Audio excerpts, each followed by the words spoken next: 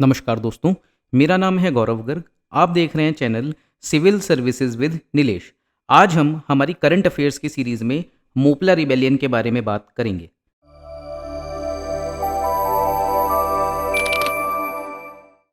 तो अगर हम बात करें तो आज ही के दिन मोपला रिबेलियन का टॉपिक क्यों चुना गया है? क्योंकि 20 अगस्त 1921 को, यानी कि आज के दिन ही 1921 में मोपला रिबेलियन की शुरुआत हुई थी। मोपला रिबेलियन, जैसा कि आपको नाम से समझ में आ रहा है, इनिशियली ये एक रिबेलियन था। It was a protest, it was a rebellion against the British government. लेकिन कुछ समय के बाद में it get turned into a communal tension and it lead to massacre. ठीक है, ये कहाँ हुआ था Moplah rebellion? It occurred in Malabar of Kerala. तो हम इसकी सारी डिटेल्स को समझेंगे।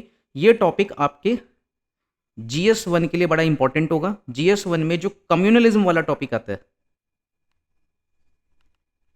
उससे आप इसको रिलेट कर सकते हो। मॉडर्न हिस्ट्री में भी हम इसके बारे में थोड़ा सा पढ़ते हैं। ठीक है, तो अगर हम बात करें तो पूरे सिनेरियो को समझते हैं कि हुआ क्या था। जो खिलाफत मूवमेंट है वो क्या है और ऑटोमन एम्पायर से उसका लिंक क्या है। जैसे कि हमने पहले भी बात करी थी कि सर सैयद अहमद खान एक व्यक्ति थे, है ना? आपको याद होगा, पिछली क्लासेस आपने देखी हैं तो उन्होंने टू नेशन थ्योरी की बात करी थी। और उन्होंने क्या कहा था कि दैट जो मुस्लिम्स हैं they should try to get more and more government jobs. ठीक है, और उनको जो फ्रीडम स्ट्रगल है उसमें बहुत ज़्यादा पार्टिसिपेट नहीं करना चाहिए। ऐसा किसने कहा था? सर सैयद अहमद खान ने कहा था। तो ये सब चल ही रहा था। लेकिन आपको यदि मालूम हो, 1914 से 1918 तक जब फर्स्ट वर्ल्ड वॉर होती है, तब उस टाइम पर जो ब्रिटेन और फ्रांस थे वो एक साथ लड़ रहे थे and they were fighting against Ottoman empire. And Ottoman empire के अलावा वो किससे लड़ रहे थे? They were fighting against Germany. ठीक है, तो ये चीज़ आपको मालूम होनी चाहिए। और जब ऐसा हुआ तो फर्स्ट वर्ल्ड वॉर में ब्रिटेन और फ्रांस जीत जाते हैं, ऑटोमन एम्पायर हार जाता है। तो जब ऑटोमन एम्पायर हारता है तब यहाँ पे जो कैलिफेट रूल चल रहा था, ब्रिटिशर्स उसको हटाने की कोशिश करते हैं। अब आपको ये समझ में आना चाहिए कि कैलिफेट है कौन। कैलिफेट जो होता है, या फिर उसी को हम खिलाफत भी कह देते हैं, तो कैलिफेट बेसिकली जो मुस्लिम्स हैं उनका रिलीजियस हेड होता है, प्लस उनका पॉलिटिकल हेड भी माना जाता है। ठीक है, तो जब ऐसा हुआ तो इंडियन मुस्लिम जो हैं उनकी ब्रिटिशर्स के प्रति जो नाराजगी है वो बढ़ने लग जाती है। देखो यहाँ पे लिखा भी है, after world war one the Ottoman empire the last major Islamic caliphate collapsed and caliph was abolished shocking global Muslims. तो उस समय पर इंडिया में एक खिलाफत मूवमेंट चलाया जाता है जो 1919 से लगभग 1924 तक चलता है। किनके द्वारा? अली ब्रदर्स के द्वारा। और जब ऐसा किया गया तो उस टाइम पे गांधी जी ने भी उनका समर्थन किया। क्यों? क्योंकि गांधी जी उस टाइम पे नॉन कॉपरेशन मूवमेंट लेके आ रहे थे और गांधी जी चाहते थे कि जो इंडियन मुस्लिम्स हैं उनका पार्टिसिपेशन किस में बढ़ाया जाए? फ्रीडम स्ट्रगल में बढ़ाया जाए। तो खिलाफत नॉन कॉपरेशन मूवमेंट को लॉन्च कर दिया जाता है। किसके द्वारा? गांधी जी और अली ब्रदर्स के द्वारा मिलके, ताकि हिंदू मुस्लिम यूनिटी को स्थापित किया जा सके। तब उस टाइम पर जो मालाबार वाला क्षेत्र था जो केरला में लाई करता है, वहाँ पे भी जो मोपला कम्युनिटी है, जैसे कि हमारे टॉपिक का ही नाम है मोपला रिबेलियन, तो मोपला जो है ये basically Muslims of Malabar region है। तो मालाबार के रहने वाले मुसलमानों को मोपला कहा जाता है। ठीक है, तो इन लोगों ने एक एंटी ब्रिटिश प्रोटेस्ट किया और यह एंटी ब्रिटिश प्रोटेस्ट होने के साथ साथ में जो बड़े जमींदार थे जो बेसिकली मेजरली हिंदूज थे उनके खिलाफ भी एक प्रोटेस्ट था।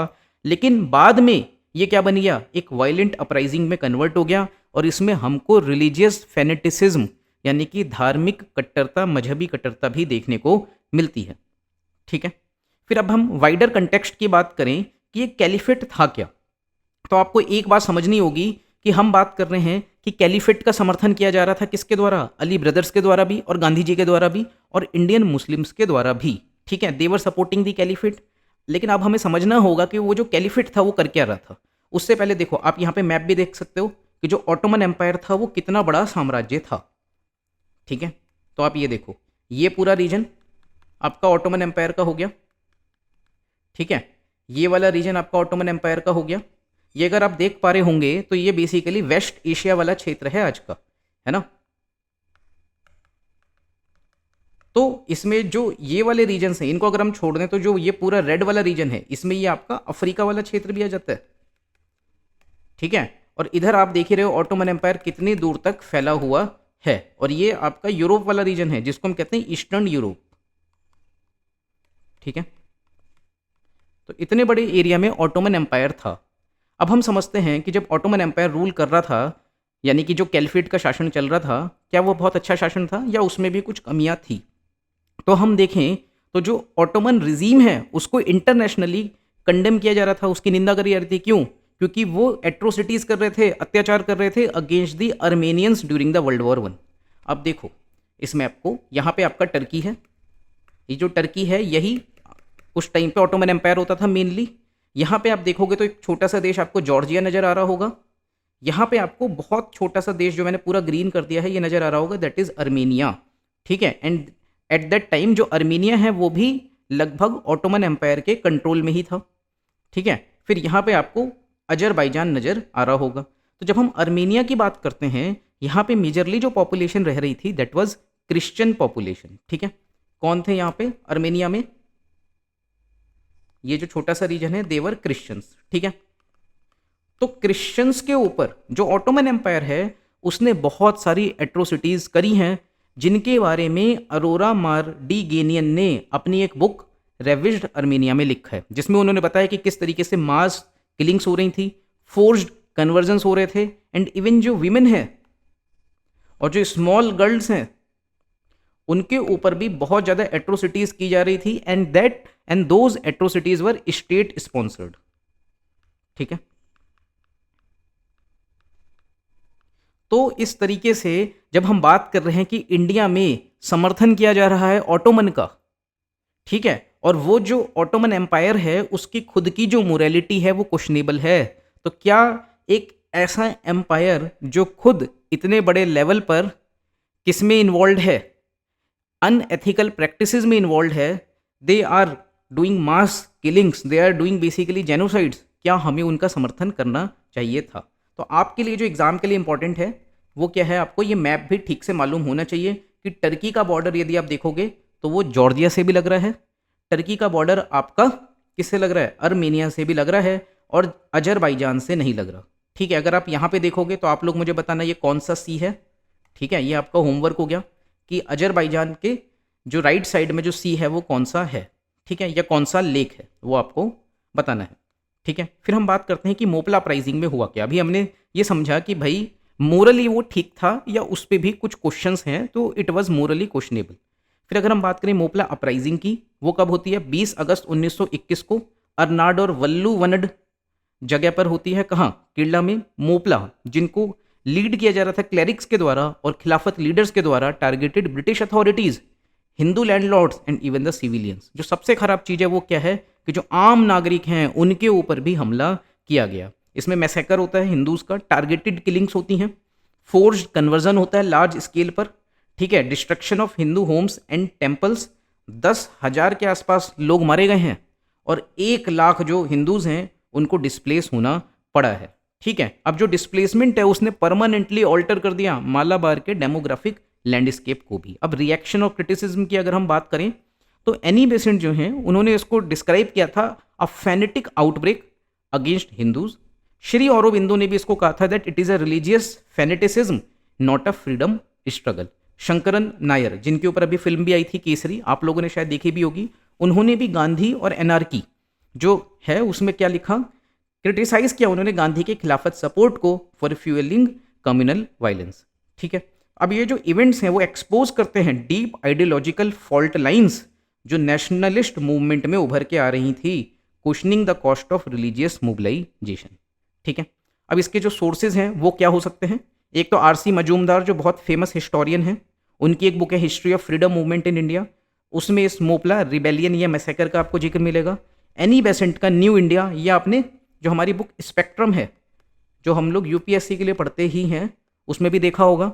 शंकरन नायर का गांधी और एनआरकी, और अरोरिया मार्डिगेनियन की एक बुक है रेविज्ड अर्मेनिया। इसमें मोपला रिबेलियन का जिक्र नहीं है, इसमें जो एट्रोसिटीज हैं किसकी, ऑटोमन एम्पायर की ऑन दी माइनॉरिटी क्रिश्चियंस, उसके बारे में हमें पता चलता है। ये बुक जब भी आपको टाइम मिले आप पढ़ें, बहुत मोटी बुक नहीं है, 200 के आसपास इसमें पेजेस हैं। और आपको जब आप इसको पढ़ोगे तो आपको क्रुएलिटी समझ में आएगी कि कितनी इन लोगों ने फेस करी है। अगर हम कंक्लूजन की बात करें तो मोपला मैसेकर एक कम्युनल एपिसोड था जिसमें रिलीजियस रेडिकलिज्म भी था, एग्रेरियन अनरेस्ट भी था कि भाई जो किसान हैं वो जमींदारों से नाराज थे, ये भी एक एस्पेक्ट था। लेकिन ये पॉलिटिकल मिसयूज भी था रिलीजियस सेंटिमेंट्स का। ठीक है, तो इसकी जो लिगेसी है ये एक रिमाइंडर है कि कम्युनलिज्म क्या करता है, नेशनल यूनिटी, राष्ट्रीय एकता को पटरी से उतार देता है, डिरेल कर देता है, और उसके कारण ऐसे घाव लगते हैं जिनको भरना बहुत ही मुश्किल होता है। तो अगर हम इसको रिमेंबर कर रहे हैं तो ये पॉलिटिकल कम्युनल डिवाइड के लिए नहीं है, ये किस लिए है, ताकि हम प्रिवेंट कर सकें हिस्ट्री की मिस्टेक्स को फ्रॉम रिपीटिंग। ठीक है, आई होप आपको ये टॉपिक समझ में आया होगा। ये यूपीएससी में क्वेश्चन आया हुआ है 2014 के मीन्स में, to what extent did the Khilafat movement influence the non cooperation movement. तो हमने खिलाफत का हल्का सा जिक्र किया है, आई होप आपको वो चीज़ क्लियर हुई होगी। तो आप इस क्वेश्चन को लिख सकते हैं कमेंट बॉक्स में।